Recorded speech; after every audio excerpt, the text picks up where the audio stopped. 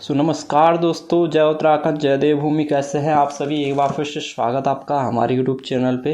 I hope आप सभी अच्छे होंगे। यहाँ पे एक और बड़ी भर्ती का विज्ञापन जो है जारी हो चुका है। उत्तराखंड में लेटेस्ट गवर्नमेंट वैकेंसी की हम बात कर रहे हैं। उत्तराखंड स्वास्थ्य विभाग में एक और बड़ी भर्ती का विज्ञापन यहाँ पे जारी हुआ है। उत्तराखंड चिकित्सा सेवा चयन आयोग की तरफ से इस भर्ती का विज्ञापन जारी किया गया है। इस भर्ती का जो विज्ञापन जारी किया गया है, इसमें जो है CSST टेक्नीशियन जो है उत्तराखंड राज्य के गवर्नमेंट मेडिकल कॉलेजों के अंतर्गत CSST टेक्नीशियन के रिक्त 79 पदों पर सीधी भर्ती द्वारा चयन हेतु विज्ञापन यहाँ पे जारी किया गया है। विज्ञापन प्रकाशन की तिथि जो है 21 दिसंबर है। ऑनलाइन आवेदन प्रारंभ करने की तिथि 4 जनवरी है। 4 जनवरी से आप इसके फॉर्म फिल कर सकते हैं। फॉर्म फिल करने की जो लास्ट डेट है 24 जनवरी है। ठीक है, तो अब यहाँ पे वैकेंसी देख लेते हैं। जो रिक्तियाँ हैं पदों के जो है कैटेगरी, सब कैटेगरी के अनुसार कितनी है। तो CSST टेक्नीशियन की ये पद का नाम क्या है? CSST टेक्नीशियन है। वेतनमान की बात कर लेते हैं। लेवल 4 का यहाँ पे वेतनमान है, जिसमें कि कुल 79 पदों के लिए ये विज्ञप्ति जारी हुई है, जिसमें जनरल के 43 है, आर्थिक रूप से कमजोर वर्ग के 7 है, OBC के 11 है, अनुसूचित जनजाति के 3, अनुसूचित जाति के 15 पद हैं। कैटेगरी सब कैटेगरी के अनुसार देखें तो अनुसूचित जाति में जो कुल 15 पद आए हैं, जिसमें कि 10 ओपन कैटेगरी के हैं। उत्तराखंड महिला 30% के यहाँ पे 4 पद हैं। दिव्यांगजन 4% के लिए यहाँ पे कोई भी पद नहीं है। पुरुष सैनिक के लिए कोई भी पद नहीं है। DFF कैंडिडेट के लिए यहाँ पे कोई भी पद खाली नहीं है। ऑर्फन कैटेगरी का यहाँ पे 0 पद है और कुशल खिलाड़ी के यहाँ पे 0 पद हैं।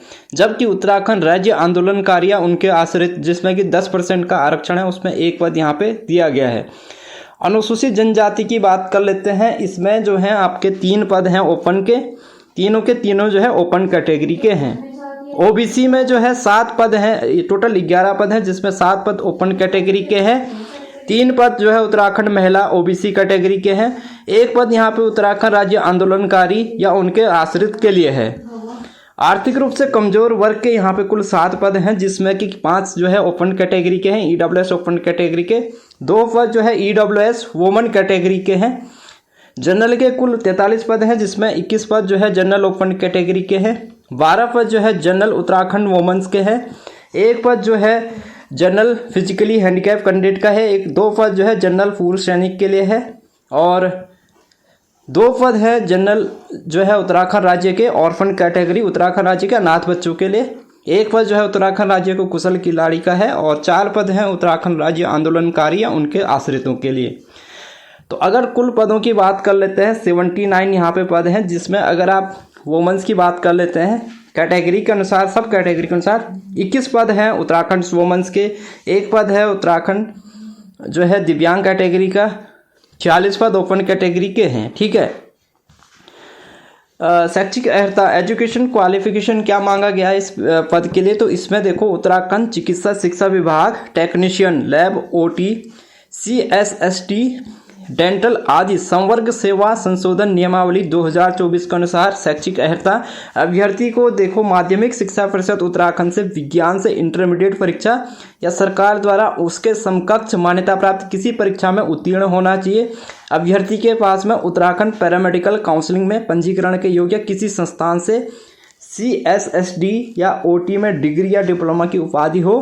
अभ्यर्थी के पास उत्तराखंड स्टेट मेडिकल फैकल्टी अथवा उत्तराखंड पैरामेडिकल काउंसलिंग में पंजीकरण का प्रमाण पत्र हो।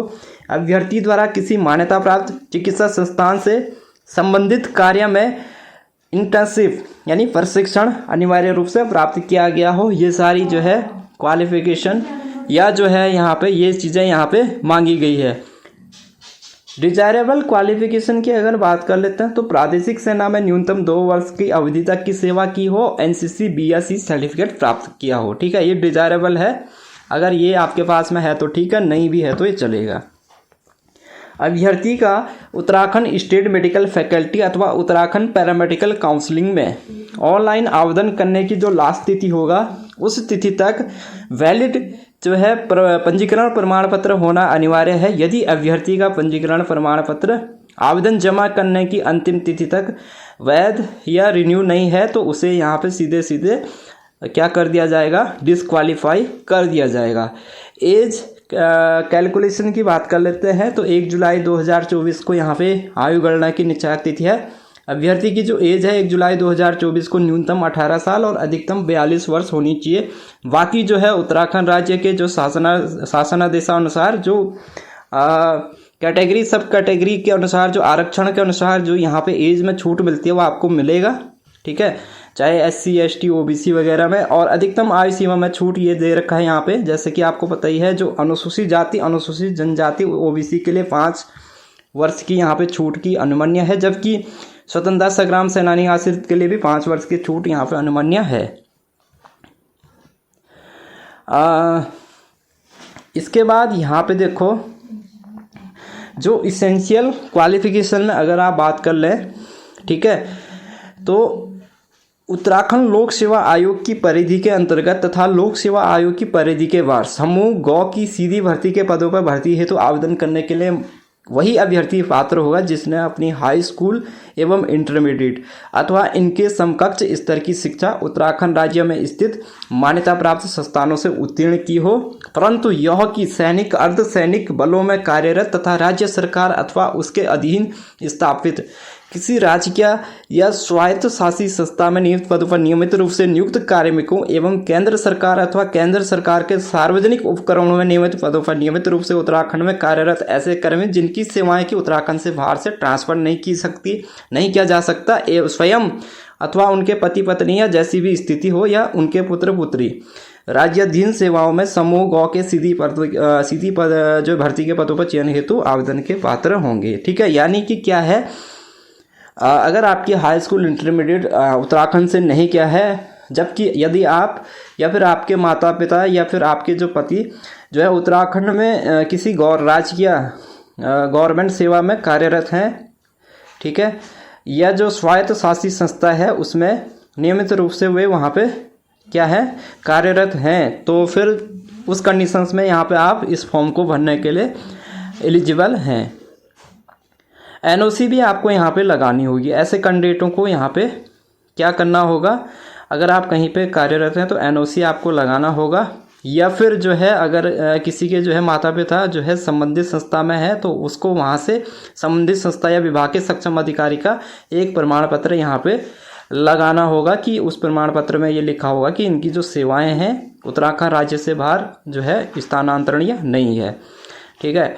बाकी रिजर्वेशन है, ये जो कैटेगरी सब कैटेगरी अनुसार जो रिजर्वेशन मिलता है वो यहाँ पे आपको मिलेगा, ठीक है। अब यहाँ पे जैसे कैटेगरी कोड दे रखा OL, तो OL का मतलब होता है 1 लेग अफेक्टेड, ठीक है। अगर HH या PD लिखा है तो हार्ड ऑफ हियरिंग या पार्शियली डीफ, ठीक है। तो ये अगर किसी की कैटेगरी में है तो ये भी यहाँ पे लिखा होगा। और जो आपकी कैटेगरी सब कैटेगरी सर्टिफिकेट हैं वो आपके जो है एकदम वैलिड होने चाहिए, ठीक है, यानी कि वो एक्सपायरी न्यू होने चाहिए, वो रिन्यू होना चाहिए उनका, ठीक है। तो ये कैटेगरी सब कैटेगरी सर्टिफिकेट के लिए है। अगर यहाँ पे जो स्पोर्ट्स का जो आरक्षण है, जैसे कि यहाँ पे ये दे रखा है कि भाई प्रतियोगिता का स्तर, प्रतियोगिता का नाम, क्षैतिज आरक्षण किस हिसाब से यहाँ पे आपको दिया जाएगा, ये सभी भर्तियों के लिए जो है यहाँ पे दिया गया है। और बाकी यहाँ पे कुछ इंस्ट्रक्शंस दिए हुए हैं, ठीक है। वह और कुछ यहाँ पे देखो, ये चयन प्रक्रिया, अगर सिलेक्शन प्रोसेस की बात कर लेते हैं तो यहाँ पे चयन के लिए 100 अंकों की यहाँ पे MCQ टाइप की एक रिटर्न एग्जाम्स यहाँ पे किया जाएगा, जिसपे कि नेगेटिव मार्किंग भी यहाँ पे होगी, ठीक है। सिलेबस आपका अगर बात कर लेते हैं तो उसमें सिलेबस दे रखा है general anatomy and physiology, biochemistry, microbiology and pathology, store management and inventory control, sterilisation principle, technique and instrumentations, disinfections, introduction to CSSD service, CSSD planning and infection control, safety in CSSD, surgical instrument and procedures, ठीक है, quality assurance और safety and first aid, biometric. तो ये सारा आपका जो syllabus है, subject का सिलेबस है, यहाँ पे ये दे रखा है। उसी से यहाँ पे आपके जो है क्वेश्चंस यहाँ पे पूछे जाएंगे। 1 अंक यहाँ पे जो है सही क्वेश्चन पे दिया जाएगा और निगेटिव मार्किंग भी यहाँ पे 1/4 की निगेटिव मार्किंग यहाँ पे है, ठीक है। अगर यहाँ पे फीस की बात कर लेते हैं तो फीस भी देख लेते हैं कितनी है। तो जनरल और ओबीसी के लिए 300 रुपये है, अन्य कैटेगरी के लिए यहाँ पे 150 रुपये फीस रखी गई है। ठीक है, तो ये सारा है। बाकी जो है और भी इस पर मैं वीडियो बना दूंगा, किस तरीके से आपको आवेदन करना है, कैसे करना है, सारा कुछ जो है अगली वीडियो में इस पर हम देख लेंगे।